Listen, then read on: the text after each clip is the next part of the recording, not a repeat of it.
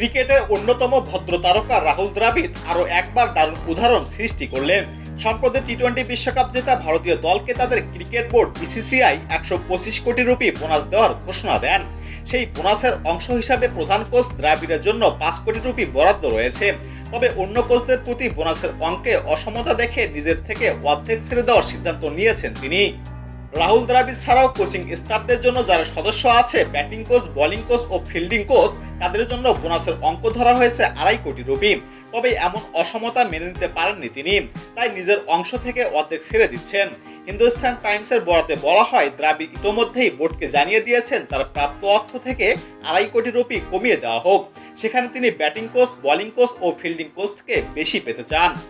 এদিকে রাহুল দ্রাবিড় এর আগেও একবার দৃষ্টান্ত স্থাপন করেছিলেন। তিনি সেবার 2018 সালে ভারতের অনূর্ধ্ব-19 বিশ্বকাপ জয়ী দলের কোচ ছিলেন। দল শিরোপা জেতায় তাকে বোনাস হিসাবে 50 লাখ রুপি দেওয়ার ঘোষণা দেওয়া হয়। সেখানে অন্য কোচদের 20 লাখ রুপি ছিল, আর ক্রিকেটারদের 30 লাখ রুপি।